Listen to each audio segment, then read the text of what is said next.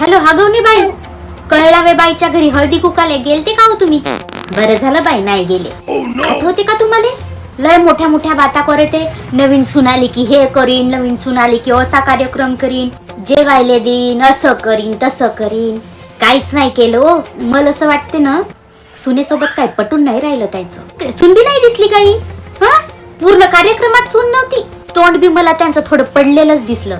भांडण झाली असेल नक्की घरात. आणि खायला चिवडा दिला बाई. मागच्या महिन्यात मायाकडून त्यांनी चिवडा बनवून घेतला होता. म्हणे तुम्ही लय चांगला चिवडा बनवता म्हणे, एकदा बनवून द्या म्हणून चिवडा बनवून दिलो. मी माया हातची चव काही विसरत नाही. मला सेम टू सेम तेच चव वाटली त्या चिवड्याची. आणि वानात हळदी कुकाच्या 5 रुपयाच्या डब्या दिल्या. पा बरं, आपण परवडलो. मग आपण जास्त मोठेपणा तर नाही दाखवत. आणि ते गुडियाची मम्मी नाही का शिला, तिला 100दा कॉल केला होता मी, हळदी कुंखाले या, हळदी कुंखाले या म्हणून. आमच्या घरी काही आली नाही. ते तिथं दिसल्या मले. मी बी त्यांना मग लय ॲटिट्यूड दिला. मी बी काय बोललो नाही. मग मी काय बोलू त्यांना?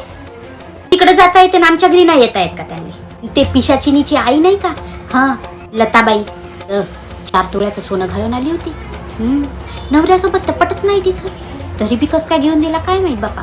आमच्या नवऱ्यासंग एवढं पटते तरी आम्हाला 1 तोळ्याचा काय 1 ग्रामचा मनी भेटत नाही. प्रत्येकाचं आपापलं नशीब. आता काय म्हणा. बरं बरं, तुम्हाला जायचं का? बरं बरं, झालं का स्वयंपाक? तेच म्हटलं कॉल करून विचारावं. हो जाऊ दे ना, आपल्याला काय करायचं यांचं. बरं, उद्या जाताना जरा आवाज देसाल, सोबत जाऊ हळदी कुंकाले. ठीक आहे. हो हो.